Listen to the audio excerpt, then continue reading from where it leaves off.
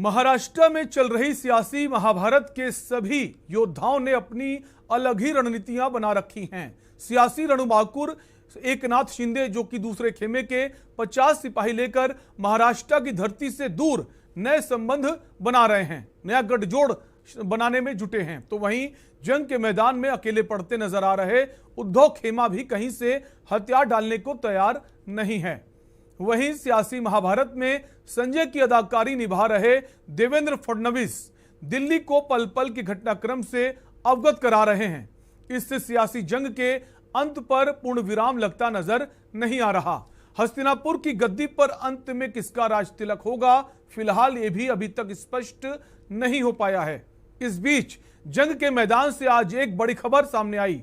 बागी विधायक एकनाथ शिंदे ने कहा कि वो जल्द ही मुंबई आएंगे और बाला साहेब ठाकरे की विरासत को आगे ले जाएंगे। मुंबई आते ही शिंदे राज्यपाल से मुलाकात करेंगे। इस बीच बीजेपी के देवेंद्र फडणवीस पूर्व सीएम, उन्होंने राज्य की राजनीतिक हालात को लेकर बीजेपी के राष्ट्रीय अध्यक्ष जेपी नड्डा से मुलाकात की है। आधे घंटे तक इस चली बैठक में फडणवीस ने राज्य के हालात से नड्डा को अवगत कराया। गौरतलब है कि अब इस मामले के कानूनी पहलू पर भी चर्चा होने लगी है। दूसरी ओर राज्यपाल भगत सिंह कोश्यारी के मुख्य सचिव ने राज्य के मुख्य सचिव को पत्र लिखकर 22, 23 और 24 जून को पास किए गए जीआर सर्कुलर की जानकारी मांगी है। इस बीच बागियों के मुंबई आने की खबर है। अविश्वास प्रस्ताव लाने की अटकलों ने भी जोर पकड़ा है। बीजेपी नेता देवेंद्र फडणवीस भी दिल्ली पहुंच गए। ऐसे में महाराष्ट्र की राजनीति में अविश्वास प्रस्ताव लाने को लेकर चर्चाओं का बाजार भी गर्म है। वहीं महाराष्ट्र के महाभारत के असल संजय यानी संजय राउत को ईडी ने बुलावा भेजा। ईडी ने संजय को मनी लॉन्ड्रिंग के मामले में तलब किया। ईडी ने उन्हें 2 जुलाई को पेश होने का फरमान जारी किया है। संजय राउत ने जांच एजेंसी से 7 जुलाई तक का समय मांगा था, लेकिन ईडी ने उनकी इस मांग को खारिज कर दिया। आपको बता दें, अगर वे तीसरे समन के बाद भी ईडी के सामने पेश नहीं होते तो जांच में सहयोग न करने पर उन्हें गिरफ्तार किया जा सकता है। इसी पर बात करेंगे। उससे पहले आपको सुना देते हैं, एकनाथ शिंदे ने 144 घंटे बाद वो कैमरे के सामने आए हैं और उन्होंने कहा है कि मैं शिव सैनिक हूं, शिवसेना में ही रहूंगा। क्या कुछ कहा, आपको सुना देते हैं।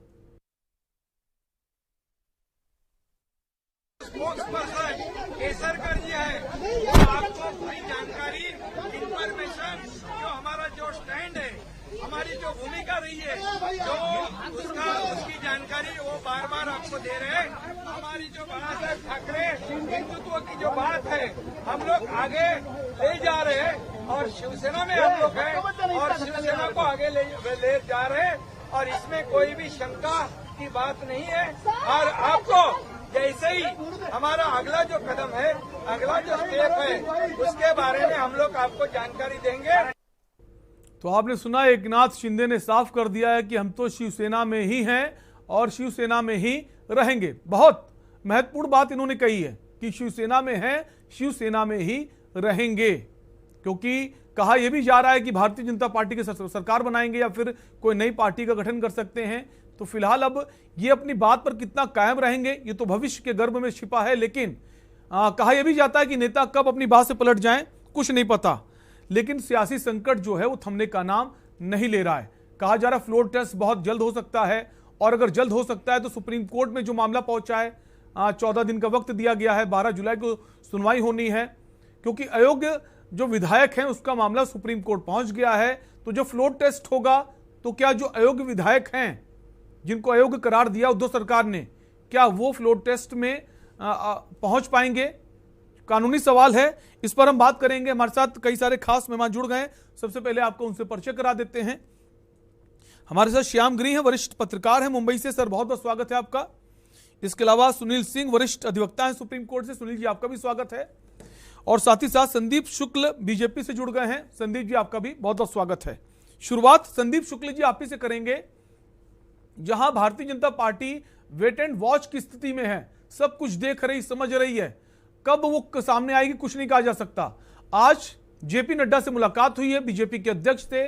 क्या लगता है बहुत जल्द बीजेपी फ्लोर टेस्ट के लिए मांग कर सकती है राज्यपाल से? देखिए, जब तक सदन में ये चीजें साफ नहीं होती कि शिवसेना और उनका अंदरूनी जो मामला है वो किसी निष्कर्ष पर नहीं पहुंचे, तब तक जो है इस तरह का कयास लगाना जो है बिल्कुल संभ्रम की स्थिति है। लेकिन निश्चित तौर पर जिस तरह का विवाद, जिस तरह की स्थिति इस वक्त शिवसेना में चल रही है वो चिंताजनक है। क्योंकि चिंता इसलिए व्यक्त कर रहे हैं हम क्योंकि कई वर्षों तक जो है हम लोग सहयोगी रहे हैं, सहयोगी दल के रूप में रहे। उद्धव जी ने निर्णय लिया कि पिछले चुनाव में वो हमसे दूर गए, लेकिन आज की स्थिति ऐसी है कि हमारी जो मीटिंगें हो रही हैं, हम कई बार कह चुके हैं, मुंबई महानगर पालिका चुनाव है, उसकी तैयारियों को लेकर हमारे पास बिल्कुल समय नहीं है। उसकी लगातार मीटिंग हो रही है, वार्ड स्तर तक, बूथ स्तर तक हमारी मीटिंगें शुरू हो चुकी है। साथ ही साथ जो है अगर आप देखेंगे राष्ट्रपति चुनाव है, उसको लेकर जो आपने देखा होगा महाराष्ट्र में जो विधान परिषद के चुनाव थे, राज्यसभा के चुनाव थे, इसको लेकर भारतीय जनता पार्टी की रणनीति जो है वो हमेशा से एक अलग रणनीति रही, इसीलिए जो है हमें जीत हासिल हुई है। तो संदीप जी, आपका कहने का मतलब है जो आज मुलाकात हुई है देवेंद्र फडणवीस की बीजेपी के राष्ट्रीय अध्यक्ष जेपी नड्डा से, इस मुलाकात का इस सियासी घटनाक्रम से कोई लेने देना नहीं है? देखिए, आज हम मानते हैं कि ये उनके अंदरूनी मामला है, स्थिति साफ होने दीजिए। क्योंकि एक तरफ शिंदे गुट कह रहे हैं कि उनके पास जो है संख्या 40 पहुंच चुकी है, उद्धव जी कह रहे हैं कि उनके पास जो है स्थिति जो है 20 लोग बने हुए हैं। हालांकि दोनों में ही आज देखिए उद्धव जी का बयान जो है बहुत सॉफ्ट रहा है। उन्होंने कहा कि परिवार है, परिवार का मुखिया हूं, मैं बुला रहा हूं, आओ बैठते हैं, बात करते हैं, रास्ता निकालते हैं। हालांकि यही उद्धव ठाकरे थे, कुछ दिन पहले तक धमकी दे रहे थे, सड़क पर निकलोगे, गुवाहाटी में रहोगे, चौपाटी। नहीं, इसके अलावा भी आज एकनाथ शिंदे ने जो कहा है, उन्होंने कहा है कि मैं शिवसेना में था और शिवसेना में भी रहूंगा। ये भी बहुत अहम है। आपके पास लौटेंगे सर, हमारे साथ बहुत खास मेहमान शिवसेना से जुड़ गए गुलाब दुबे जी। गुलाब दुबे जी, आपका भी स्वागत है चर्चा में। गुलाब जी, आप ही के पास आएंगे। आज एकनाथ शिंदे ने यह तो साफ किया कि शिवसेना में है, शिवसेना में ही रहेंगे। इस बयान को कैसे देखते हैं? क्या सब कुछ ठीक हो जाएगा पहले जैसा? क्योंकि आज हमने उद्धव ठाकरे के बयान को देखा, वो भी बहुत सॉफ्ट नजर आ रहे हैं। सैलन जी, पहले दिन से लेकर आज के दिन तक आदरणीय एकनाथ शिंदे साहब शिवसैनिक हैं, शिवसैनिक आने वाले कल में भी रहेंगे। आज तो सभी शिवसैनिकों के लिए एक बहुत बड़ा खुशखबरी है कि हमारे मुखिया आदरणीय उद्धव ठाकरे साहब ने एक पत्र लिखा है और उस पत्र में एक परिवार को जो सूचना दी जाती है, एक परिवार के प्रति जो भाव दिखाया जाता है, या जैसे किसी अपने गार्जियन के सामने कोई छोटा बच्चा जब जिद करता है या उसके बातों को मान्य मनोबल के बीच की बात आती है, तो उसी तरीके से उन्होंने अपना एक विशाल हृदय आदरणीय उद्धव ठाकरे साहब ने दिखाया है, जिसकी हर किसी को इसी दिन की चाह थी। हर शिवसैनिकों को दिल में बड़ी खुशी का एक माहौल पैदा हुआ है, विशेष करके महाराष्ट्र और राष्ट्र में। उन्होंने लिखा कि आइए हम लोग बैठ के बात करेंगे, जैसा हमारा परिवार, जैसे हमारे शिवसैनिक, जैसे हमारे लोग। उन्होंने बागी शब्द आज नहीं कहा है, उन्होंने यही कहा है कि हमारे अपने लोग अगर वहां बैठे हैं तो वहां बैठ करके बात नहीं हो सकती है, और हमारे बातों का लोग चाहे मीडिया के माध्यम से, चाहे लोगों के माध्यम से इसको तर्क वितर्क कुतर करके बातें लोगों तक। गुलाब जी, कहा यह जा रहा है कि अचानक से बदलाव कैसे आ गया? अभी तक तो बड़े तल्ख तेवर नजर आ रहे थे, चाहे संजय राउत की बात करें या उद्धव ठाकरे की बात करें या फिर उनके बेटे आदित्य ठाकरे की बात करें। वो कह रहे थे हम शरीफ क्या हुए, सारी दुनिया बदमाश हो गई। संजय राउत कहते ठीक है, मुंबई आइए, आपका स्वागत हम करेंगे, सड़क से लेकर सदन तक। उद्धव ठाकरे भी लगातार, हालांकि बहुत ज्यादा आक्रामक नहीं थे। तो ये अचानक से बदलाव आना क्या दबाव में है, या उनको लगता है कि स्थितियां ऐसे ही सुधर सकती हैं? अगर शांति का संदेश देंगे, शांत मन से बात करेंगे, शायद एक बार फिर से सब एक साथ आ जाएं। तलन जी, इस प्रासंगिक विषय पे मात्र इतना ही कहना चाहूंगा कि सुबह होता है, पैगामे शाम होते हैं, तल्ख जिंदगी लम्हे लम्हे तमाम होते हैं। कब किसने देखा है गर्क होती दुनिया को, हुक्मरा मालिक है, फितरत मुकाम होते हैं। तो ऐसे हालात के बीच में हमारी अपनी व्यवस्थाएं हैं, हमारा भी ठीक है। क्या इतनी विवशताएं हो सकती हैं, क्या विवश हो सकते हैं उद्धव ठाकरे? मान लो उनसे कहा जाए मुख्यमंत्री पद जो है आप एकनाथ शिंदे को दे दीजिए, मान जाएंगे? नहीं, हम शिवसैनिक उस परंपरा का निर्वाह करना चाहते हैं। श्रद्धेय हिंदू हृदय सम्राट माननीय बाला साहब ठाकरे जी को हम सबने अपना पिता के रूप में देखा, तो आज उन्हीं के गुलाब जी थोड़ी देर के लिए मान लेते हैं कि जिस तरह से बता रहे हैं कि 39 विधायक एकनाथ शिंदे के साथ हैं और कहा जा रहा है आज एक और विधायक वहां पहुंच गए, 40 हो गई संख्या। शिव उद्धव ठाकरे के पास सिर्फ 15 विधायक बचे हैं। तो अगर सारे विधायक चुनते हैं कि अपने विधायक दल के नेता एकनाथ शिंदे को, और वो कहेंगे कि हम तभी पार्टी में रहेंगे अलायंस में जब एकनाथ शिंदे को सीएम बनाया जाए, तो क्या उद्धव ठाकरे मान जाएंगे? क्योंकि उसके पहले जब प्रेस कॉन्फ्रेंस उन्होंने की थी फेसबुक के जरिए, तो उन्होंने कहा था मुझे पद का कोई लालच नहीं है, अगर शिवसैनिक कहेंगे तो मुख्यमंत्री पद भी त्याग दूंगा, अध्यक्ष पद से भी इस्तीफा दे दूंगा, लेकिन शिवसेना में बना रहूंगा। शैलेंद्र जी, हमारे व्यक्तिगत मित्र और हमारे, अब गौरव से मैं सीना ठोक के कहना चाहूंगा, हमारे इस वक्त संगठन मित्र पक्ष हमारे भाई शैलेंद्र जी बैठे, संदीप शुक्ला जी बैठे हुए हैं। उन्होंने जो कुछ इशारा किया, लगभग उसी राह पर हम सब चल पड़े हैं। एक अच्छे दिन जो देश और जो महाराष्ट्र और राष्ट्र जिस तरफ देख रहा था शिवसैनिकों को, और जिससे मेरा हाथ मिलना चाहिए, पहले दिन से आदरणीय एकनाथ शिंदे साहब और बागी, चाहे नेता कह लीजिए, चाहे बागी विधायक कह लीजिए, चाहे शिवसैनिक कह लीजिए, वो लोग अपने को शिवसैनिक तब भी कहा, आज भी कह रहे हैं और आगे भी कहेंगे। उन लोगों का एक ही मानना था, अपने परिवार से कोई जिद नहीं था, एक परिवार का हकदारी की बात की जा रही थी, एक परिवार का कहीं कहीं हमारे शिवसेना का ये समझ में आ गया शिवसैनिकों को कि नहीं, हमको भारतीय जनता पार्टी से ही मिलकर के मुझे महाराष्ट्र में सरकार बनानी चाहिए। कहीं न कहीं उस पर हम लोगों का विचार मिलते नजर दिख रहा है। ऐसे हालात में बस इतना ही मेरा कहना उचित होगा। आंकड़ों पे 39 हैं कि 40 हैं, मैं ये कहना चाहूंगा कि संपूर्ण शिवसेना के हम एकत्र हैं और बहुत आने वाले कल में आदरणीय उद्धव ठाकरे साहब के नेतृत्व में हम भारतीय जनता पार्टी के साथ कुछ हमारे संभावनाएं जीवित हो रही हैं। इतना मैं कह सकता हूं, इतने हालात स्पष्ट होता दिखाई दे। ठीक है, संदीप शुक्ल जी कुछ कहना चाहते हैं? सुनील जी के पास आएंगे, उससे पहले संदीप जी का रिएक्शन ले लेते हैं। जी संदीप जी। शैलेंद्र जी, अभी गुलाब दुबे जी शिवसेना के नेता हैं, उनकी बात को समझिए। शायद हमने ध्यान नहीं दिया, ये जो इनका दर्द है ये शिवसेना के उन नेताओं में से हैं जिनके ब्लड में शिवसेना है। स्वर्गीय बाला साहब ठाकरे इनकी आत्मा में बसते हैं। ये वो शिवसैनिक है जो सेना भवन से अगर आदेश निकला तो सड़क पर कुछ भी कर गुजरने वाले शिवसेना नेताओं में से हैं। लेकिन इन्होंने शिंदे जी के लिए भी अच्छा बोला, ये उद्धव ठाकरे जी के बारे में अच्छा बोल रहे हैं, और हर किसी की चाह यही है, हर शिवसैनिक की चाह, जो सड़क पर उतर रहे हैं, जो बाहर निकल रहे हैं, सबकी चाह है कि कहीं ना कहीं ये वो शिवसेना, वो पुराने दौर की शिवसेना एक बार वापस आए। और निश्चित तौर पर अगर ये शिवसेना के नेता जो उद्धव जी जिस तरीके से आपने देखा होगा पिछला विधानसभा चुनाव हम लोग साथ लगे थे, उन्होंने एक मुद्दा जो है बहुत तेजी से चला था, पहले मंदिर फिर सरकार, लेकिन जैसे ही सरकार बनने की बारी आई तो कांग्रेस और एनसीपी के पाले में वो चले गए। तो कहीं ना कहीं जो लोग उसके पीछे हैं, जो नेता हैं, वो भी मानते हैं, जो विधायक गए हैं वो भी मानते हैं, इसके पीछे जो आपका कहना संदीप जी ये है कि अगर शिवसेना बीजेपी के साथ आ जाती तो ठीक है, महाविकास अघाड़ी माफ कीजिए, जो ये अलायंस है इसके साथ शिवसेना अपने उस तेवर के साथ काम नहीं कर सकती है। नहीं, देखिए, एक लंबा, आप जब किसी के साथ एक लंबा वक्त बिताते हैं, लंबे समय तक होते हैं, आपकी विचारधाराएं एक जैसी हैं, तो ऐसे में आपका विरोध या आपका जो है आपस में परस्पर जो मित्रता होती है वो ज्यादा गाढ़ होती है। लेकिन ये चीज जहां कांग्रेस एनसीपी, उनके मुद्दे अलग है, उनकी बातें अलग हैं, और ऐसे में ये जो मंत्री और विधायक विरोध कर रहे हैं उनका आपस में तारतम्य नहीं हो रहा है, वो सामंजस्य नहीं बैठ पा रहा है, ये सबसे बड़ी बात है। दूसरी चीज, इस पूरे प्रकरण में जो विधान परिषद और विधान राज्यसभा से जो लोग जाते हैं, जो शिवसेना के नेता जो जनता में नहीं जाते, उनका ये मानना है, जो विधायक हैं जो गुवाहाटी में है इस वक्त, इन विधायकों का मानना है, मंत्रियों का मानना है कि वो जो है उनकी जो बैरिकेडिंग है उद्धव जी के साथ, कि वो ये जब मिलने जाते हैं तो वो बैरिकेटिंग, दरवाजे पर इंतजार करना पड़ता है, घंटों रुकना पड़ता है।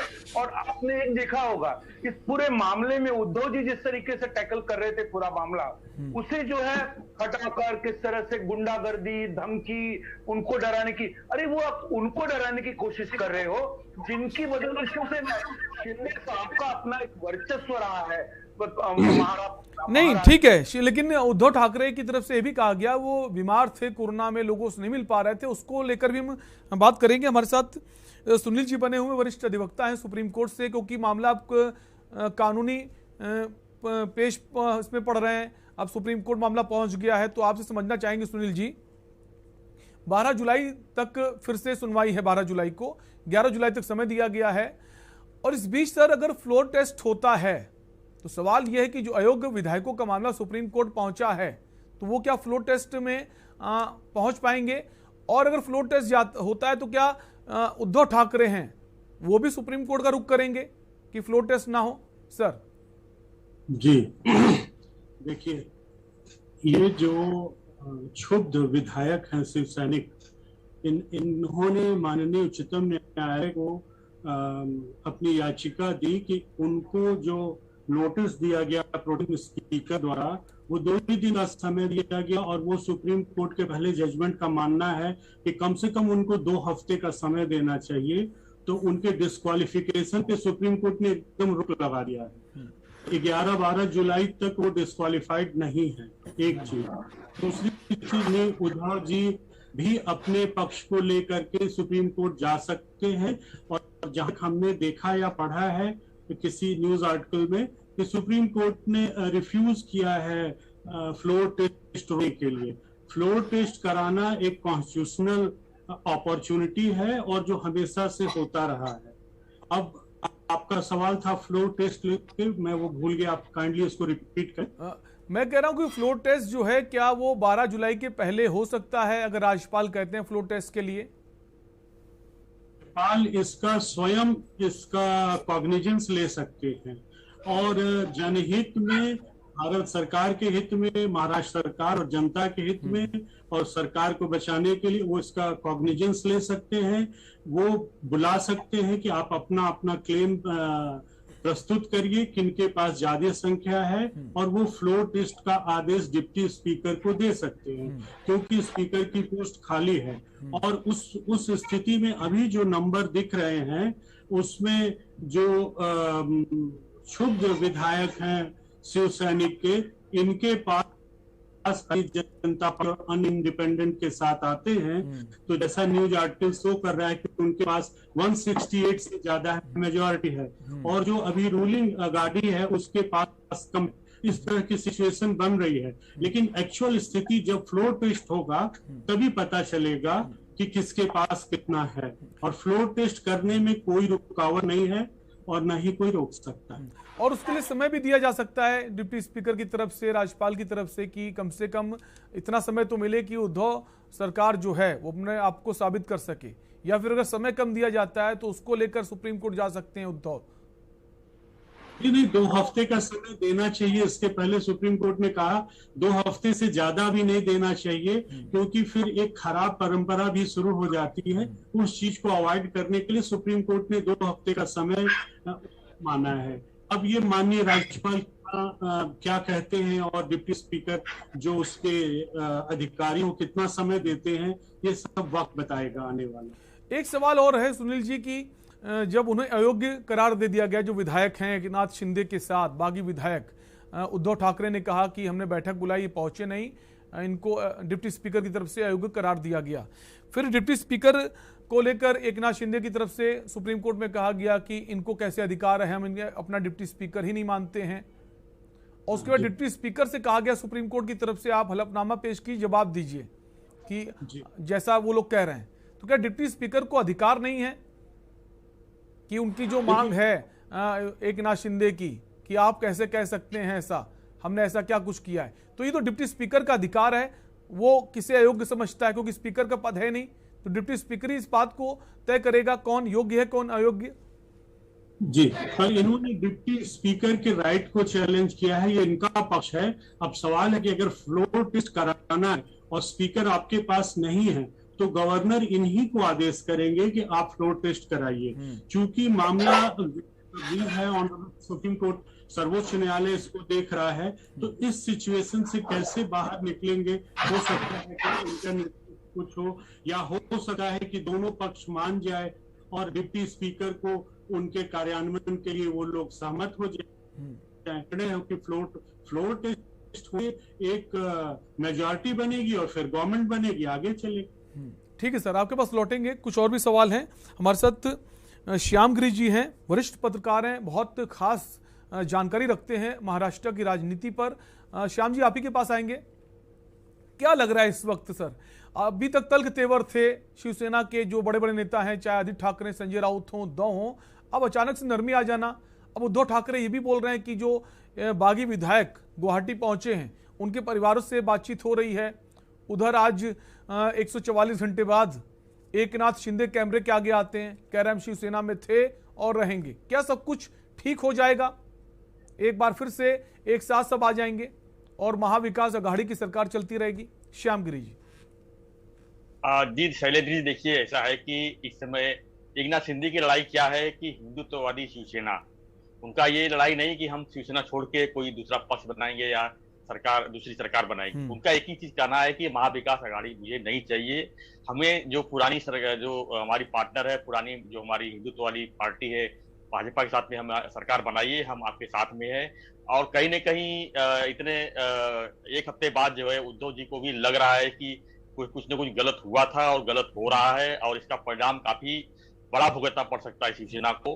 क्योंकि जब पार्टी अलग थलग हो जाएगी, लोग अलग थलग हो जाएंगे, तो नई शिवसेना को फिर से बनाना और नए लोगों को फिर विचार में लेना और फिर महाविकास अघाड़ी के साथ में रहना, ये काफी कुछ नुकसान हो जाएगा। मेरे लगता है इनको रियलाइज हुआ है और उन्होंने थोड़ा नरमी बरती है और बागी विधायकों से भी उन्होंने संपर्क किया है और आह्वान किया है कि आप आइए, कुछ बातचीत का निष्कर्ष निकालते हैं। तो मुझे लगता है कि कहीं न कहीं इसमें कुछ बनने की उम्मीद है। लेकिन एकनाथ शिंदे जी अभी भी अड़े हुए हैं कि हम जब भी सरकार बनाएंगे तो भाजपा के साथ ही बनाएंगे, क्योंकि हमारा वही पार्टनर पार्टी पहले की है, उनकी विचारधारा हमसे मिलती है और हिंदुत्ववादी शिवसेना उन्हीं के साथ जा सकती है। तो अगर मेरे को लगता है कि अगर इस तरह की बात होती है उद्धव जी से और एकनाथ शिंदे की कि चलिए हम फिर से पुराने जैसे पार्टी पुरानी सरकार बनाई थी इसके पहले 2014 में, तो उस तर्ज पे अगर बनता है तो मेरे ख्याल से सबके लिए अच्छा भी होगा। और भाजपा तो चाहेगी कि सरकार उनकी आवे महाराष्ट्र में, और हर कोई चाहेगा कि सरकार हमारी अपनी बनावे।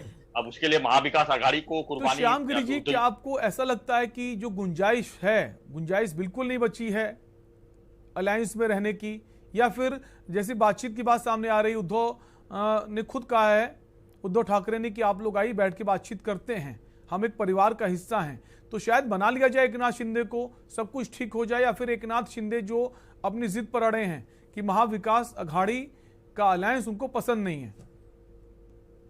जी, ये तो तय है कि एकनाथ शिंदे जिस तरह से अलग हुए यहाँ से, जिस तरह से गए हैं और जिस तरह से मांग कर रहे हैं, वो अपने बात पर जरूर अड़े रहेंगे, इसमें दो राय नहीं है। क्योंकि एकनाथ शिंदे का पहले दिन से भी और आज के दिन भी यही उनका है कि हिंदुत्ववादी शिवसेना हमको चाहिए, हिंदुत्व विचारधारा वाली शिवसेना हमको चाहिए और उसी की सरकार बनाना है। वो तो महाविकास अघाड़ी से तो सवाल ही नहीं उठता कि वो जाएंगे। और मुझे लगता है कि आज जिस तरह से नरमी बरती गई है उद्धव जी की तरफ से, और जिस तरह से आज सुबह से एक बार भी ऐसा नहीं खबर आई कि शरद पवार जी अभी भी कुछ कर रहे हैं या कुछ कर रहे हैं, या हालांकि उनकी जो बेटी है सुप्रिया सुले, उनकी तरफ से लगातार बयान आ रहा है कि सब कुछ जल्द, बहुत जल्द ठीक हो जाएगा और शिवसेना बाला साहेब ठाकरे की थी और उद्धव ठाकरे जो हैं वही मुख्यमंत्री रहेंगे, उनको विरासत मिला है। तो ये बातें भी कही जा रही, महाविकास अघाड़ी की भी कोशिश है कि अलायंस बना रहे। अब देखने वाली बात होगी क्या कुछ होता है। एक ब्रेक का वक्त है, आप सभी मेहमान बने रहिए, चर्चा लगातार जारी है। आप देख रहे हैं के न्यूज, खबरों का सारथी। देखें कौन नया खिलाड़ी आया है, समझा देते हैं, प्यार से समझाएंगे। ये तो अपनी जुबान है। जुबान एक हो तो दिल भी एक होने चाहिए। विमल, बोलो जुबान केसरी। गोल्डी हिंग का तड़का लगे तो सभी दबा के खाते हैं। गोल्डी हिंग, कण कण में जान।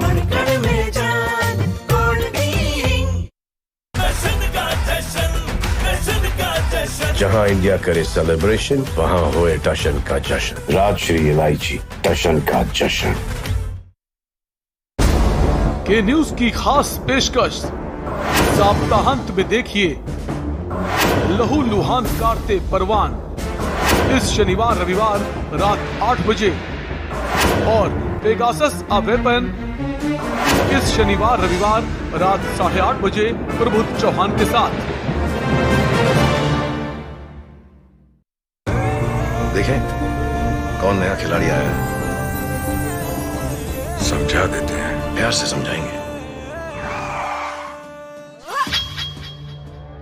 ये तो अपनी जुबान है। जुबान एक हो तो दिल भी एक होने चाहिए।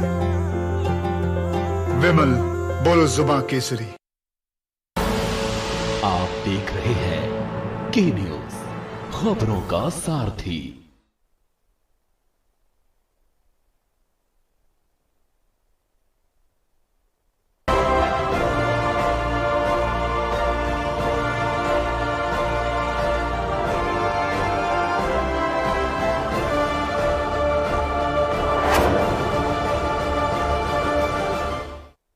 ब्रेक के बाद एक बार फिर आपका स्वागत है। बात कर रहे हैं महाराष्ट्र की राजनीति को लेकर। इस वक्त महाराष्ट्र की राजनीति में संकट मंडरा रहा है। शिवसेना जो है वो अलग बोल रही है कि हमारी सरकार में कोई परेशानी नहीं है। उधर एकनाथ शिंदे गुवाहाटी में हैं। सबके अलग अलग बयान सामने आ रहे हैं। और महाविकास अघाड़ी का जो गठबंधन है, क्या ये आगे बना रहेगा या फिर एक नई तस्वीर नजर आएगी। महाराष्ट्र की राजनीति में एक नई सरकार बनने जा रही है, कोई और मुख्यमंत्री बनने जा रहा है। इसी पर बात कर रहे हैं। आखिरी महाभारत कब खत्म होगी। हमारे साथ कई सारे खास मेहमान बने हुए हैं। वापस हम चर्चा को आगे बढ़ाएंगे। वापस हम आएंगे। हमारे साथ शिवसेना से गुलाब दुबे जी बने हुए हैं। गुलाब जी, आप ही के पास आएंगे। उद्धव ठाकरे के पास दो विकल्प हैं, या तो एकनाथ शिंदे की बात मान लें जैसा वो कहें, या फिर उनको मना लें। तो क्या लगता है कि उद्धव ठाकरे मानेंगे या फिर मनाएंगे? अगर मानेंगे तो हो सकता है महाअघाड़ी जो गठबंधन है, महाविकास अघाड़ी, उससे अलग जाकर सरकार बनानी होगी। और अगर मना लेंगे तो क्या मुख्यमंत्री पद छोड़ेंगे? क्या लगता है गुलाब जी?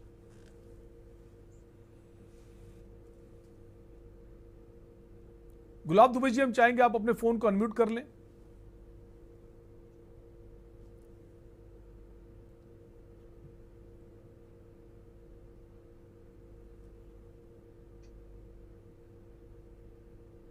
हाँ, आवाज आ रही? जी सर। यहाँ पे मान मनोबल की कोई स्थिति नहीं है। आदरणीय उद्धव ठाकरे साहब हमारे सर्वोपरि नेता हैं और रहेंगे। आदरणीय एकनाथ शिंदे साहब का कतई कोई ऐसी बयान नहीं है। आज जरूर वो आसाम में बैठे हुए हैं। आपने कहा कि भिन्न भिन्न नेताओं का भिन्न भिन्न अपना बयान है। जी नहीं, आदरणीय एकनाथ शिंदे साहब के नेतृत्व में जितने भी वहां पे हमारे विधायक बैठे हैं, सबका एक ही बयान है कि हमारे नेता आदरणीय उद्धव ठाकरे साहब हैं। मान मनोबल के बीच में एक निवेदन है शिवसैनिकों की तरफ से और इन नेताओं की तरफ से, इन विधायकों की तरफ से और सभी शिवसैनिकों की तरफ से एक अपील है, विनंती है, आग्रह है आदरणीय उद्धव ठाकरे साहब से कि बातें लोगों के भावनाओं को समझें। वर्तमान स्थिति में जो परिस्थितियां बदल रही हैं हिंदुत्व को लेकर के, हमारी शिवसेना मुखर होकर के हिंदुत्व की लड़ाई लड़ा करती थी। उसके रगों में, उसके श्वासों में हिंदुत्व हुआ करता था। आज जैसे आज राजस्थान में जो घटना घटती है, एक इस्लाम का ही व्यक्ति नुपुर शर्मा के बारे में कुछ पॉजिटिव बात करता है, उसको हत्या कर दी जाती है। आज हमारे श्रद्धेय माननीय बाला साहब ठाकरे अगर आज की इस समय में रहे होते तो आज उस चीज को बर्दाश्त नहीं करते, शायद न जाने तो गुलाब जी, ये आप स्वीकार करते ना कि इस वक्त की जो शिवसेना है उसमें वो आग नजर नहीं आ रही जो पहले होती थी। और इसका बड़ा कारण यह है कि जो आपने अलायंस किया है कांग्रेस के साथ, एनसीपी के साथ, उनका दबाव है, क्योंकि बहुत सारा उनका जो वोटर है वो शिवसेना की जो हिंदुत्व की विचारधारा है उससे इत्तेफाक नहीं रखता। इसी विषयों को लेकर के तो हम सभी शिवसैनिक निवेदन करें अपने नेता से, अपने आदरणीय उद्धव ठाकरे साहब से या आदरणीय ठाकरे परिवार से या शीर्ष नेताओं से। यही तो एकनाथ शिंदे साहब के नेतृत्व में वो विधायक और प्लस हम शिवसैनिक जो निष्ठावान जो 35 वर्षों से जिन्होंने अपने बचपन और जवानी खपा दिया, हाथ जी, जोड़ के आग्रह तो विनती है तो आप ये मानते हैं एकनाथ शिंदे जो कर रहे हैं ठीक कर रहे हैं, जो विधायक उनके साथ है ठीक है? ठीक और गलत के बीच में नहीं, इतना मैं जरूर कहना चाहूंगा कि ये अपील और विनती करना शिवसैनिकों का अधिकार है, और उसी अधिकार के तहत मैं अपील करना चाहूंगा आपके चैनल के माध्यम से कि आदरणीय उद्धव ठाकरे साहब इस बेमेल संगठन के साथ अलायंस न करके भारतीय जनता पार्टी से अलायंस करें। ये मेरा विनती है, मेरा आग्रह है। फैसला उन नेताओं, उन शीर्ष नेताओं के हाथ में है, लेकिन विनती करना इस वक्त हम किसी विपक्ष की भूमिका के रूप में आपके चैनल पर नहीं बैठे हैं, बल्कि पक्षधर बन के बैठे हैं। पक्षधर ये, हम शिवसेना के पक्षधर हैं, शिवसेना मेरी श्वास है। शिवसेना के शीर्ष नेता आदरणीय उद्धव ठाकरे साहब हमारे सर्वमान्य नेता हैं। हमारे आदरणीय एकनाथ शिंदे साहब के प्रति हम सभी शिवसैनिकों को प्रति विशेष करके थाने जिले में एक आदर और सम्मान से उनको देखा जाता है। बस एक ही आग्रह विनती है कि जैसे आपने कहा कि ये राष्ट्रवादी कांग्रेस को छोड़कर क्या हमको लोगों को दुख होगा, काफी समय बीत गया। अरे 2.5 क्षण बीता, हमने तो भारतीय जनता पार्टी के साथ 27 वर्ष बिता ले गए। उनको जिस वक्त छोड़ा गया होगा, और सोचिए कि इन शिवसैनिकों के सीने के ऊपर कितनी गुजर रही होगी। मैं इन भारतीय जनता पार्टी आदरणीय नरेंद्र मोदी जी के नेतृत्व में, आदरणीय उद्धव ठाकरे के नेतृत्व में, लेकिन गुलाबी सवाल इस बात का है क्या उद्धव ठाकरे मानेंगे? क्योंकि अभी कुछ दिनों पहले तो कह रहे थे जो एकनाथ शिंदे कर रहे हैं, उनके जो विधायक कर रहे हैं, इसके पीछे एक सुपर पावर है। कहीं ना कहीं इनडायरेक्ट वे में, अप्रत्यक्ष रूप से उन्होंने बीजेपी का नाम लिया कि कोई पावर है ये सब करवा रही है। एकनाथ शिंदे अपनी मर्जी से सब कुछ नहीं कर रहे हैं। कितना आसान होगा वापस बीजेपी के साथ आना? शैलेन जी, बहुत जल्दी व्यक्तिगत एक छवि होती है, एक नाम है उद्धव ठाकरे बहुत बड़ा, तो कल को ये भी होगा उनकी व्यक्तिगत छवि को ठेस पहुंचेगी कि अभी आप बीजेपी में थे, फिर आप एनसीपी कांग्रेस के साथ जाते हैं, फिर वापस आप बीजेपी के पास आ जाते हैं, और अगर आएंगे तो क्या सीएम बने रहेंगे? ये भी बड़ा सवाल है। भाई शैलेन जी, मैं इतना ही जानना चाहता हूं कि आप देश के एक प्रखर आप पत्रकार हैं, आपके हर शब्दों का जवाब देना बड़ा मुश्किल की बात होती है। ऐसे हालात में इतने में कहना चाहूंगा, वो चाहे संवैधानिक विधा हो, उसके लिए हमारे आदरणीय श्री सूर्य शंकर सिंह साहब ने बताया, आदरणीय हमारे श्यामगिरी जी वो बताएंगे, बाकी जो सच बचा हुआ हमारे संदीप भाई बताएंगे। हम इतने ही कहने कि हमारी स्थिति और परिस्थिति बन रही है चीज के लिए। हम आपके चैनल पे परसों भी कहे थे कि आज भी मैं कहना चाहूंगा कि 2 ओठ अलग बात करें ये तो गलत है, 2 पैर 2 राह चले ये तो गलत है, 2 हाथ 2 तरफ से उठे ये तो गलत है, बिछड़े हुए मिल जाएं तमन्ना तो यही है, खिल जाए। ठीक है संदीप जी, ठीक है, मुस्कुरा भी रहे संदीप जी। संदीप जी, ये मुस्कुराहट काफी कुछ कहती है। क्या लग रहा है फिर से जो बिछड़े एक हो जाएंगे? बिल्कुल एक हो जाएंगे। और शैलेंद्र भाई, एक चीज देखिए, ये दर्द, यही पे कह रहा हूं, ये दर्द हर शिव सैनिक का है। आप इस पूरे प्रकरण को समझिए। मुंबई की सड़कों में, महाराष्ट्र में शिवसेना का जो अस्तित्व था, जिस समय शिवसेना अपने अस्तित्व की लड़ाई लड़ रही थी, उस समय कांग्रेस के उस मानसिकता के खिलाफ लड़ रही थी जो शिवसैनिकों के ऊपर रोज उन पर केस दर्ज किए जाते थे, उन्हें जो अत्याचार उन पर किया जाता था, उन्हें तड़ीपार कर दिया जाता था, इतना तंग किया गया था, या तो वो शिवसेना छोड़ दे या वो महाराष्ट्र छोड़ दे। और उनसे लड़कर जिन शिवसैनिकों ने आज शिवसेना की इस स्थिति में लाई है, वो कहीं भी कांग्रेस के साथ अपने आप को कहीं भी वो उस स्थिति में नहीं पा रहे जिस स्थिति की कल्पना सरकार बनने के बाद लोगों को करनी चाहिए। आप मुझे बताइए, जिस पार्टी की सरकार हो वहां शिवसैनिकों में तो उत्साह होना चाहिए, लेकिन इसके उलट है।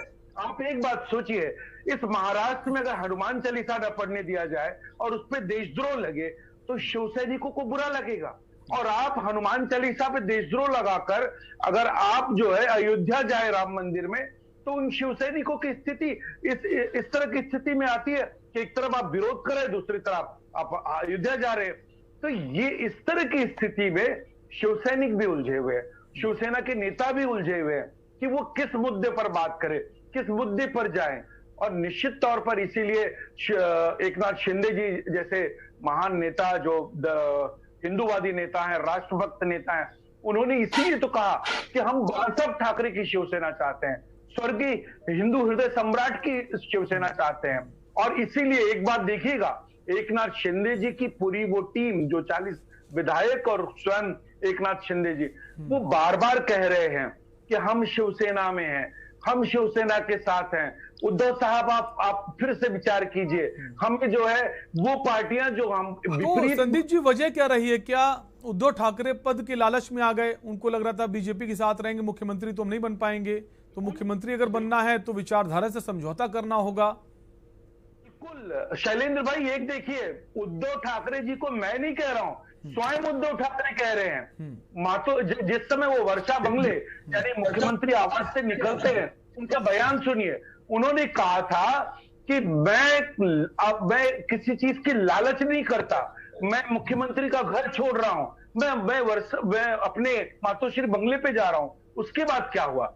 अच्छा, आप लालच छोड़ रहे हैं, इसका मतलब पक्का है कि आपने इससे पहले लालच की थी। मतलब उसको छोड़ने के बाद, मातोश्री जाने के बाद, क्या आपने मुख्यमंत्री पद से इस्तीफा दे दिया? नहीं दिया। तो इसका मतलब फिर आपको वो ढोंग करने की क्या जरूरत थी कि आप वर्षा से निकल गए? जब आप मुख्यमंत्री हैं तो मुख्यमंत्री का वो वर्षा बंगलो आपका है, आपको वहां से नहीं निकलना चाहिए था। आप शिवसेना के अपने ही कार्यकर्ताओं के साथ ढोंग क्यों कर रहे हैं? उद्धव जी, ये हम नहीं, वो शिवसेना के जो कार्यकर्ता जो सड़कों पर खड़े थे, जो उनको पुष्प वर्षा कर रहे थे, जो उनके साथ खड़े थे, आज वो पूछ रहे हैं कि अगर आपको मुख्यमंत्री पद की लालच नहीं था, आप छोड़ रहे थे, तो ऐसे क्या कारण आई, ऐसी क्या दिक्कत आई कि आप उसके बाद नहीं हटे? क्योंकि उनकी बात तो यही थी कि मैं मुख्यमंत्री पद को लात मारता हूं, चाहिए तो पक्ष प्रमुख पद भी मैं छोड़ दूंगा। लेकिन छोड़े क्या? इस तरह की स्थिति आई क्या? और उसके बाद जब उन्होंने सोशल मीडिया में आकर फेसबुक के जरिए उन्होंने भी कहा कि मैं इस्तीफा देना चाहता हूं, और उसके बाद जो बात निकलकर सामने आ रही है, आपके पास लौटेंगे, श्यामगिरी जी के पास आएंगे। श्यामगिरी जी, उद्धव ठाकरे ने यह भी कहा कि जो मैं इस्तीफा देने जा रहा था लेकिन इस्तीफा नहीं दिया, मैं इस्तीफा देना चाहता था और मुझे रोका गया। और उसमें नाम जो सामने आ रहा है, किसने रोका? शरद पवार जी का, एनसीपी प्रमुख। तो शरद पवार ने उन्हें रोका इस्तीफा देने से लिए, इसलिए रुक गए, या फिर जो अलायंस है एनसीपी और कांग्रेस का, वो नहीं चाहता है कि इस्तीफा दें? इस्तीफा देंगे स्थिति बिगड़ जाएगी, अलायंस टूट जाएगा और सरकार हो सकता है किसी और की बन जाए। जी बिल्कुल, उद्धव जी तो जिस तरह से कह रहे थे, अलग अलग बातें कर रहे हैं, और अभी जो कह रहे हैं, और रही बात इसमें एनसीपी का तो पहले से ही सिर्फ विधान है कि अगर उद्धव जी से गठबंधन टूटा तो हमारा अस्तित्व ही नहीं रहेगा, क्योंकि महाराष्ट्र में ही एनसीपी है, उसके बाहर कहीं एनसीपी कोई अस्तित्व नहीं है। अगर एनसीपी महाराष्ट्र में ही अगर कमजोर पड़ जाएगी, खत्म हो जाएगी, तो शरद पवार जी का कैरियर या उनके जो आगे का जो भविष्य है वो पूरा खराब हो जाएगा। तो वो कभी नहीं चाहेंगे कि ये महाविकास आघाड़ी का जो गठबंधन टूटे। वो तो अंतिम सांस तक लड़ेंगे, और आज भी लड़ ही रहे हैं वो। तो वो क्यों कहेंगे कि आप इस्तीफा दो, या क्यों कहेंगे कि आप फ्लो टेस्ट करो, क्यों कहेंगे कि आप एकनाथ शिंदे से बात करो? वो कुछ भी करने की स्थिति में नहीं है। और शरद पवार है, वो तो जो कहते हैं वो होता नहीं है, जो करते हैं वो दिखता नहीं है। तो ये तो सीधी सी बात है। अगर इसमें उद्धव जी को अगर मैं मानूंगा कि अगर उद्धव जी अगर सही फैसला लेते हैं। लेकिन श्यामगिरी जी, आज हम देख रहे हैं सुप्रिया सुले का भी बयान सामने आ रहा है। सुप्रिया सुले भी की पूरी कोशिश है, क्या आखिरी दौर में लड़ाई पहुंच चुकी है? सुप्रिया सुले कह रही कि ये जो शिवसेना है बाला साहेब ठाकरे की शिवसेना थी, और इसकी धरोहर विरासत उद्धव ठाकरे ही संभालेंगे। तो आखिरी दौर में लड़ाई पहुंच चुकी है। अब अलायंस को लगने लगा है कि अब सब कुछ ठीक नहीं होने वाला है, बहुत जल्द सरकार गिरने वाली है, और या तो मुख्यमंत्री कोई और होगा, कोई और सरकार में आएगा। तो उद्धव ठाकरे पर दबाव भी है, अब करें क्या ना करें? शैलेंद्र जी, ऐसा है कि ये तो पहले दिन से ही मालूम पड़ गया था, जब एकनाथ शिंदे जी जब विधायक दर्जनों विधायक को लेकर जब यहाँ से निकल गए थे, तभी से एनसीपी को पता चल गया था कि ये मामला बहुत गंभीर है और बहुत बड़ा कुछ होने वाला है बदलाव। तो उसको बचाने के लिए हर तरह से हर हथकंडे अपनाए जा रहे हैं, चाहे शरद पवार जी हो, सुप्रिया सुले जी हो, और दूसरे नेता जो लोग हैं एनसीपी के। देखिए, इसमें कांग्रेस एकदम चुपचाप बैठी हुई है। कांग्रेस का एक ही चीज कहना है कि हमको बीजेपी को सत्ता में नहीं आने के लिए हमने यहाँ पर महाविकास आघाड़ी का गठबंधन में हिस्सा लिया हूँ, और हमारा वही रोल है। अगर हमको अगर इसमें कुछ ऊपर नीचे होता है तो हम विरोध में बैठने को भी तैयार है। तो कांग्रेस तो अपना पहले से पल्ला झाड़ के बाहर हो चुकी है एक तरह से इस झगड़े में से। अब इसमें एनसीपी बनी हुई इसलिए है कि एनसीपी का अस्तित्व सिर्फ और सिर्फ महाराष्ट्र तक ही है। अगर महाराष्ट्र में एनसीपी गड़बड़ हो गई तो आगे बिल्कुल। और बड़े नेता भी कहा जाते हैं शरद पवार जी, राजनीति के एक माहिर खिलाड़ी कहे जाते हैं और कई बार कई सरकारों को, चाहे यूपीए की बात करें, यूपीए फर्स्ट जब थी तब संकट से उबारा था, तो यहां पर भी संकट है। तो क्या इस बार शरद पवार की क्या भूमिका होगी, देखने वाली बात होगी। आपके पास लौटेंगे सर। संदीप शुक्ल कुछ कहना चाहते हैं। संदीप जी। शैलिन भाई, आपने एक बहुत अच्छा सवाल पूछा गिरी जी से कि क्या शरद पवार जो है इस पूरे घटनाक्रम के पीछे हैं।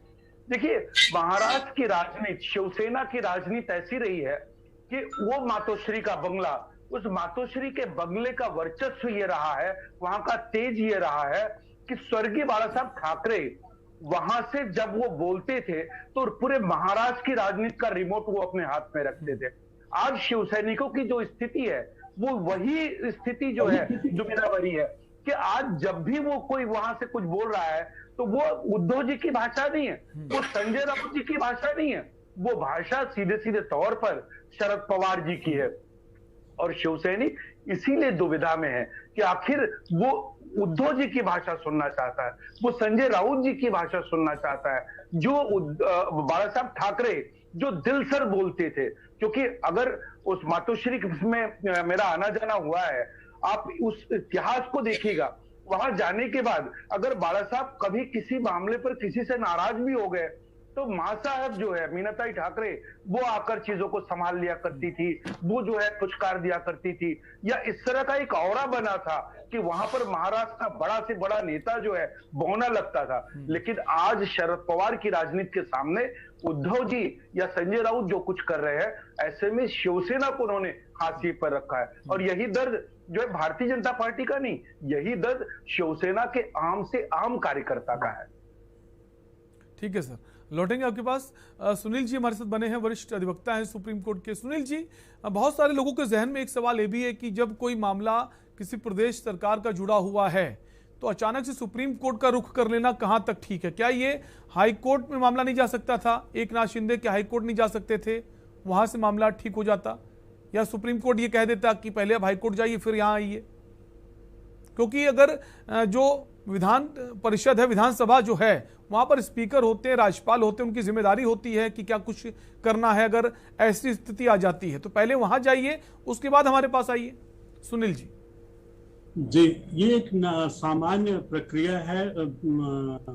हाई कोर्ट और सुप्रीम कोर्ट दोनों को पावर है, 36 में हाई कोर्ट को और 32 में वहां पर। कहीं भी पूरे कॉन्स्टिट्यूशन में ईमानदारी से कहा जाए चीज नहीं है, कोई भी एक गरीब से गरीब व्यक्ति और बड़ी सी बड़ी संस्था वो माननीय सुप्रीम कोर्ट का दरवाजा खटखटा सकता है 32 में, और उसमें कहीं कोई मनाही नहीं है। अगर निष्पक्षता से आप देखें, जब ये शिवसेना, कांग्रेस, आघाड़ी और किसी पार्टी का मामला नहीं है, ये महाराष्ट्र सरकार और महाराष्ट्र का मामला है, जिसका सापेक्ष डायरेक्ट इनडायरेक्ट असर भारत वर्ष पे भी है। तो कोई चीज जब नेशनल इंपॉर्टेंस का होता है, राष्ट्रीय स्तर की जब कोई स्थिति बनती है, उसको सुप्रीम कोर्ट को इंटरटेन करने में कोई मनाही नहीं है। और सुप्रीम कोर्ट हाईएस्ट गार्जियन है और सुप्रीम कोर्ट का ये अपना डिस्क्रिप्शन है। सिर्फ और सिर्फ सुप्रीम कोर्ट आपको ये रिक्वेस्ट कर सकता है, आदेश कर सकता है कि आप हमारे पास आए, बहुत अच्छी बात है, लेकिन इसी रिलीफ को आप वहां जाके मांगिए, बाकी किसी और के। और ये कहा भी है सेक्शन 32 के, जैसा हम देखते हैं कि उसमें कहा गया कि आप हाईकोर्ट जाइए, लेकिन हाईकोर्ट ना जाना ये क्या दर्शाता है? क्या हाईकोर्ट पर विश्वास नहीं है एक नाथ शिंदे को, उनके लोगों को? नहीं, ऐसा कहना एकदम ही गलत होगा मेरी राय में। देखिए, जब कहीं पर टर्मोइल हो जाता है, जब कहीं पे संबंध इस तरह के हो जाते हैं और स्टेटमेंट आ रहे थे जैसा पैनल पे किसी ने किसी को कहा तुम आओ हम देखें, तो जब सुप्रीम कोर्ट में एक डर बना था। उसके बाद सुप्रीम कोर्ट ने भी कहा कि महाराष्ट्र सरकार की जिम्मेदारी की राज्य सरकार सुरक्षा मुहैया कराए। सुनील जी, कभी भी किसी भी स्थिति में हाईकोर्ट की निष्पक्षता के ऊपर किसी ने भी न उंगली उठाया है न उठा सकता है। हाईकोर्ट निष्पक्ष है। कहा इनके अपने अप्रीहेंशन थे, एक तो ये दूर बैठे हैं और इनको महाराष्ट्र जाने में दिक्कत है, तो इन्होंने कहा कि कुछ वहां के हालात इस तरह के नहीं है तो हम के पास आ गए। सुप्रीम कोर्ट ने उसको जब एंटरटेन कर लिया तो हमको लगता है कि इस मुद्दे में अब कोई दम नहीं रहेगा। ठीक है, संदीप जी कुछ कहना चाहते हैं? संदीप जी। शैलेंद्र भाई देखिए, जो ये सवाल आपने पूछा उसमें शिंदे जी के पक्ष के वकीलों ने ये बात कही थी कि चूंकि इनको बार बार वहां से धमकी मिल रही है, इनके घर पर कार्यालयों पर तोड़फोड़ हो रही है और वहां पर खुद मुख्यमंत्री किसी पार्टी का नहीं होता है। जब मुख्यमंत्री इस तरह की बयानबाजी करता है कि आओ आप देख लेंगे सड़क पे भी, विधानसभा में भी, तो निश्चित तौर पर इनके डरना जो है वो लाजमी था। और इसी के चलते जो है यही पक्ष देकर जो है सुप्रीम कोर्ट में उन्होंने बातें रखी कि चूंकि वहां सुरक्षा कारणों से जो है उन्हें, हालांकि आपने कपिल सिब्बल जी को सुना, लेकिन संदीप जी अब जब सुप्रीम कोर्ट ने कह दिया कि राज्य सरकार, अब उनकी सुरक्षा की जिम्मेदारी राज्य सरकार की होगी, तभी अब भी एकनाथ शिंदे गुवाहाटी में हैं, अब नहीं आ रहे हैं, तो इसके पीछे क्या है? क्या अभी भी इस चीजें सब ठीक नहीं हो पा रही हैं? डर है या इसके पीछे कुछ और है? नहीं देखिए, उनकी अपनी रणनीति है। अभी फ्लोर टेस्ट की बात हो रही है, उसके पहले नहीं, रणनीति जो है वो तो गुवाहाटी की जगह मुंबई में भी तय हो सकती है। जब आपको सुप्रीम कोर्ट ने विश्वास दिलाया है कि सुरक्षा आपको मिलेगी, अब उसके बाद अगर कुछ ऐसा होता है तो राज्य सरकार के ऊपर बात आएगी, आप उनको सुरक्षा क्यों नहीं दे पाए? अब गुवाहाटी में रहना ये क्या है? क्या ये माने कि बहुत जल्द अब एकनाथ शिंदे आने वाले हैं 1 या 2 दिन में? बिल्कुल, खबरें तो इस तरह की आ रही थी। फिर ये बात तो एकनाथ शिंदे जी बता पाएंगे कि वो कब आने वाले हैं, लेकिन स्थिति यही है, जो जानकारी मिली थी जो मीडिया के माध्यम से, वो यही जानकारी थी कि वो अपने कुछ कार्यकर्ताओं के साथ वो आएंगे। और मीडिया में ये भी जानकारी आ रही कि 5 जुलाई तक जो होटल हैं उनको बुकिंग डेट बढ़ा दी गई है।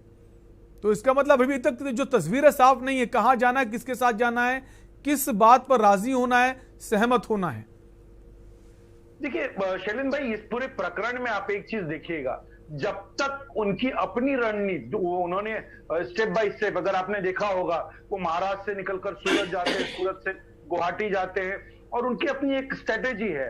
जब भी यहाँ महाराष्ट्र में कोई प्रतिक्रिया हो रही है उसके ऊपर जो है वो क्रिया पर प्रतिक्रिया दे रहे हैं। तो ऐसे में उनकी अपनी स्ट्रेटेजी है, चाहे सुप्रीम कोर्ट का। जिस तरह से आज रुख देखने को मिला है उद्धव ठाकरे का, कहीं सॉफ्ट कॉर्नर नजर आ रहा है बातों से। अब जो बागी विधायक, उनकी फैमिली से भी संपर्क किया जा रहा है, तो कहीं ना कहीं शायद शिवसेना को अब ये लग रहा हो, उद्धव ठाकरे को लग रहा हो, ठीक है इतने साल मुख्यमंत्री रह लिए, अब किसी और को मौका दिया जाए। तो क्या नई सरकार अब देखने को बहुत जल्द मिल सकती है? आपके पास लौटेंगे सर, समय कम है। श्याम गिरी जी के पास ही आएंगे। श्याम जी, आप ठाणे से आते हैं और ठाणे से ही एकनाथ शिंदे भी आते हैं, और उनके जो बेटे हैं वो भी सांसद हैं, उनके बेटे से संपर्क साधा जा रहा है। कल्याण से जो सांसद हैं शिवसेना की तरफ से मनाने की कोशिश है कि, तो कहीं ना कहीं सब कुछ ठीक होता नजर आ रहा है या फिर समझौता कर रहे हैं उद्धव ठाकरे? श्रीकांत शिंदे जो हैं एकनाथ शिंदे के पुत्र हैं, कल्याण से सांसद हैं। जी बिल्कुल शैलेंद्र जी, श्रीकांत शिंदे जी कल्याण सांसद है, लेकिन वो रहते थाना में ही है। उनके काफी जनसंपर्क थाना में भी है, कल्याण में भी है, बाकी जगह पे भी है। तो देखिए, शिवसेना की तरफ से, मातोश्री की तरफ से तो हर संभव कोशिश की जा रही है कि परिवार से बात किया जाए, उनके फैमिली से बात किया जाए, किसी भी तरह उनको मनाया, हर संभव कोशिश की जा रही है। और जहां तक सवाल है कि उद्धव जी का अगर इस तरह विचार बदलते हैं, सुबह का भूला शाम को घर वापस आ जाता है, इस विचार से अगर आगे आते हैं, तो मुझे नहीं लगता कि भाजपा को ऐतराज होगा या भाजपा को कोई परहेज होगा कि उद्धव जी साथ में एकनाथ शिंदे जी की आ रहे तो मैं उनको नहीं लूंगा। ऐसा तो मुझे अभी तक कोई जानकारी नहीं मिली है, और न कोई चर्चा है कि उद्धव साहब के साथ में अगर एकनाथ शिंदे आते हैं तो उनको सरकार में नहीं लिया जाएगा। कुल मिला के एक ही लड़ाई है कि हिंदुत्ववादी शिवसेना आगे बढ़े, हिंदुत्ववादी शिवसेना हिंदुत्ववादी पार्टी के साथ में आगे बढ़े, यही उनका सबका विचार है। और हर कोई, एक आम जनता भी यही चाहता है कि इस तरह से खिचड़ी सरकार यहाँ पर न बने, ताकि लोगों का भी भला हो और समाज का भी भला हो। और बिल्कुल, समाज सर्वोपरि होना चाहिए, प्रदेश सर्वोपरि। अगर प्रदेश खुश है, जनता खुश है, वो जो चाहती वही कर लेना चाहिए, लेकिन ऐसा अक्सर होता नहीं है। राजनीतिक घराने, राजनीतिक पार्टियां अपने मन की करती, जहां उनको फायदा पहुंचता है उसको लेकर फैसले लिए जाते हैं। वक्त कम है, आखिरी सवाल सुनील जी आप ही से करेंगे। सर, इसके पहले भी हमने बहुत प्रदेशों में देखा सरकारें गिरी हैं, बनी हैं। जिस तरह से कहा जाता है कि 1/3 जो संख्या है विधायकों की, अगर किसी के पास है और वो उस नेता का समर्थन कर देते हैं, तो जो पार्टी है, जैसा कि एकनाथ शिंदे लगातार बोल रहे हैं कि शिवसेना में थे रहेंगे, तो क्या पूरी पार्टी जो है शिवसेना और उसका जो सिंबल है वो एकनाथ शिंदे के साथ रह सकता है? क्योंकि एक तरफ कहा जा रहा है उद्धव ठाकरे का, बाला साहब ठाकरे हमारे साथ हैं और सिंबल हमारा है। सर आपसे समझने की कोशिश करेंगे, क्या सिंबल पर दावा कर सकते हैं एकनाथ शिंदे के साथ जो विधायक, क्योंकि पार्टी जो है किसी एक सदस्य की नहीं होती, सबकी होती है। जी देखिए, जो मेजॉरिटी अगर 2/3 का है एंटी डिफेक्शन लॉ से भी ये होना चाहिए कि वो आपकी पेरेंट पार्टी है, जैसे शिवसेना है, शिवसेना के जितने एमएलए उनसे दूर हो रहे हैं वो टोटल नंबर 55 के 2/3 होने चाहिए। 2/3 अगर आप निकालते हैं तो जो पुराना फिगर था, शिंदे साहब के पास 30 लोग थे, 7 मेंबर्स की कमी हो रही थी, आज फिगर 40 का, 42 का, 47 का रहा है, तो वो मेजॉरिटी में है। तो पहला एक प्रश्न जो आपने पूछा नहीं, लेकिन मैं बता रहा हूं कि अगर संख्या 55 संख्या का 2/3 66 होता है, उससे ज्यादा हो जाते हैं। अभी इनके पास 54% था जब ये थे, लेकिन जब 30 क्रॉस कर गए, 37 हो गए, तो ये 66% हो गए, तो एंटी डिफेक्शन तो इनके ऊपर लगेगा नहीं। इसी पद्धति को और इसी थ्योरी को लगा करके आप माने कि एक घर में 100 लोग हैं, अगर 99 या 70 तरफ हो जाए नहीं करेंगे, तो अब ये जो सिंबल और पार्टी के कुछ रूल्स होते हैं, पार्टी के अपना कॉन्स्टिट्यूशन होता है, अपना संविधान होता है, हो सकता है उस पे एक और लिटिगेशन निकले यदि ये लोग इनसे दूर चले जाएं और मेजॉरिटी में रहें, और यदि ये लोग कहें कि हम असली शिव सैनिक हैं, तो बाला साहब, हर पार्टी का संविधान होता है कि उनके अकॉर्डिंग जो सिंबल है पार्टी उन्हीं की रहेगी। अगर आपको जाना है आप जा सकते हैं, लेकिन मैं आप सबके जरिए बस एक ही निष्पक्षता से बात कहना चाहता हूं। एक चीज को याद रखना चाहिए कि दोबारा चुनाव ना थोपा जाए, ये अल्टीमेटली आपके हमारे पॉकेट पे पड़ता है। हमने कहीं पढ़ा है, सब्जेक्ट टू करेक्शन, 900 करोड़ से ज्यादा एक बार चुनाव कराने में लगता है। हमेशा सबकी राय होनी चाहिए, कुछ ऐसा रास्ता निकलना चाहिए विधि, कानून और संविधान के अंदर कि प्रदेश को और देश को बार बार चुनाव बिल्कुल निश्चित रूप से कि कम से कम जो खर्च होता है, खर्च किसी पार्टी का अपनी जेब से नहीं होता है, जनता का ही पैसा होता है। अगर इलेक्शन दोबारा होते हैं, इसको भी ध्यान रखना होगा सभी नेताओं को, पार्टियों को, कि चुनाव ना कराना पड़े, बीच का रास्ता निकाला। फिलहाल आप सभी मेहमानों का बहुत बहुत शुक्रिया चर्चा में शामिल होने के लिए। तो मंथन में बात कर रहे थे महाराष्ट्र की राजनीति में जो इस वक्त संकट के बादल मंडरा रहे हैं, जो सरकार है इस वक्त महाराष्ट्र में शिवसेना की, इसको लेकर अब मंथन में वक्त हो चला है हमारे बहुत खास सेगमेंट चलते चलते का। एक वीडियो वायरल हो रहा है इस वक्त, एक 80 साल की वृद्धा जो गंगा के पुल से छलांग लगाती नजर आ रही हैं। हालांकि हम अपने दर्शकों से अपील करेंगे कि ऐसा स्टंट आप करने की कोशिश ना करें। हर की पैड़ी पर ऊंचे पुल से छलांग लगाने वाली एक तैराक दादी का वीडियो है। मंथन में आपको इसी के साथ छोड़ जाते हैं। और इस वीडियो में करीब 80 साल की उम्र की एक वृद्धा ऊंचे पुल की रेलिंग से छलांग लगा रही हैं। यही नहीं, वो गंगा की छलछलाती लहरों में गिरती हैं और तैरते हुए दूर निकल जाती हैं। वीडियो हर की पैड़ी का ब्रह्म कुंड का बताया जा रहा है, लेकिन ये हैरत अंगेज करतब दिखाने वाली तैराक दादी कौन है, कहां की रहने वाली, इसकी अभी कोई जानकारी नहीं मिल पाई है। जिस उम्र में कई वृद्धों का चलना फिरना भी नहीं हो पाता है, मुश्किल हो जाता है, वहीं तैराक दादी का करतब देखकर लोग दांतों तले उंगली दबा रहे हैं। कई लोग इस करतब को अच्छे स्वास्थ्य की पहचान बता रहे हैं, तो कई लोग इसे जान से खिलवाड़ भी बता रहे हैं। फिलहाल के न्यूज आप सभी से अपील करता है कि आप इस तरह का स्टंट बिल्कुल भी ना करें। नमस्कार। आराम से आराम से आराम से आराम से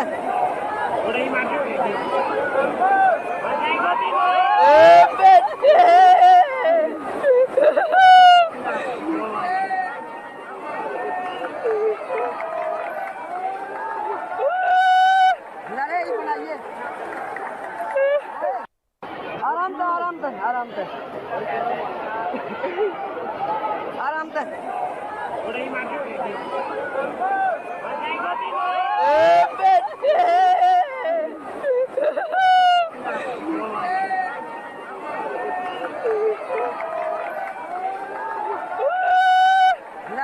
ये आराम दे आराम दे आराम दे आराम दे। इस कार्यक्रम के प्रायोजक करता है रामा हॉस्पिटल, किफायती